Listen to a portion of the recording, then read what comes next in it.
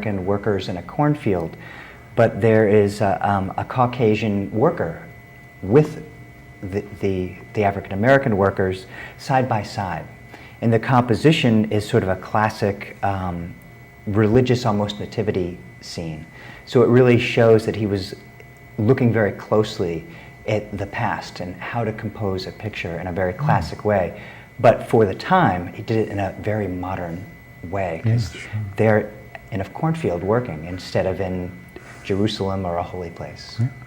Well, the portraits aside, I was, I think, reading in the wonderful catalog that's actually been put together about this exhibition, that Wood also used in his paintings people that he knew, or people that were characters in the time, particularly his paintings that were of things that happened in and around Montpelier or wherever it was he happened to be living. Is that true? Yeah, if you look closely, you see the same, if not the same individual, certainly the same type showing up. You'll have the quintessential Yankee. You'll have, there are a couple little girls that he painted over and over. Some of the women show up again and again. So I think he had his favorite models. Yeah. And out of a fairly small pool of people, I don't know how many residents there were in Montpelier then, but it was very modest, I'm sure. But that's what I think is really interesting about the way Wood worked. He lived for most of his life in New York City, but every summer he and his wife would return to Montpelier, where they had a home, and he would relax, but he would also keep working, and he would sketch his friends and neighbors with these wonderful little oil studies, and then bring those back with him to his 10th Street studio to compose his larger genre pieces. And what's really wonderful about this exhibit is we have many of the important genre pieces with some of the studies of individuals or like a bench. Right. That are connected, that are related. That are related. Yes. So it really shows his process as well as the more finished genre pieces. Well, that sounds very exciting, actually. And a lot of the pieces, actually, don't we have sort of a revolving, or doesn't the gallery do a revolving thing down at the State House as well? At any given time, we might have 60, 70 pieces that we loan to the State House. Yeah.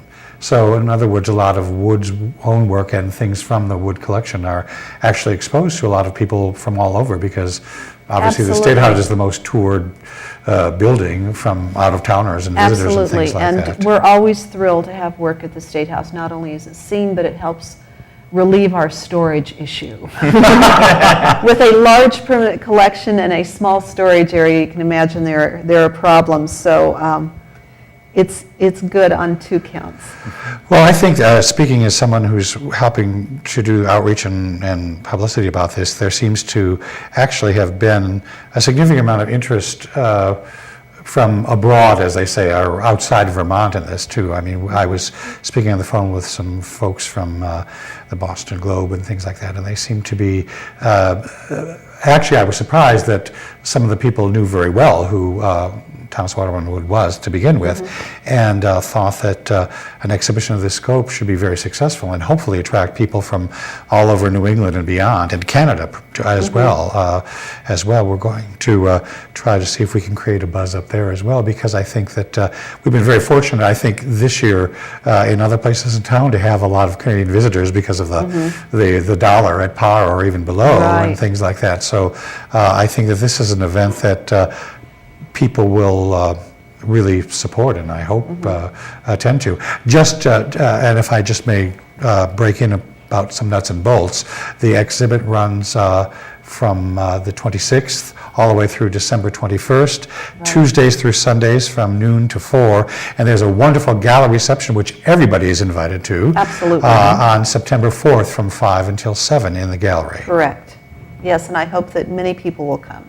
Yes. Should be a great event. It should be a lot of fun. Yeah, absolutely. I think so too. And I think that it is a matter of real significance in Vermont art history and history in general. I think it's, I really do think it's so important. I'm not usually someone who worries about the small things. I always think, 100 years from now, this isn't going to matter.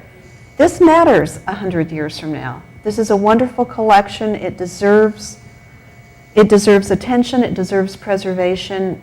It's a gem, and I hope that the community will come forth and get excited about it and want to be a part of the gallery and be a part of preserving this very important collection and slice of Vermont life. Yes, absolutely. So everyone needs to take a deep breath and go up the hill to the Vermont College of Fine Arts and the But not T.W. until Woodruff Gallery. Tuesday. But not until Tuesday, right? It's 36 College Street in the wonderful, beautifully ornate Victorian College Hall here in Montpelier, Vermont.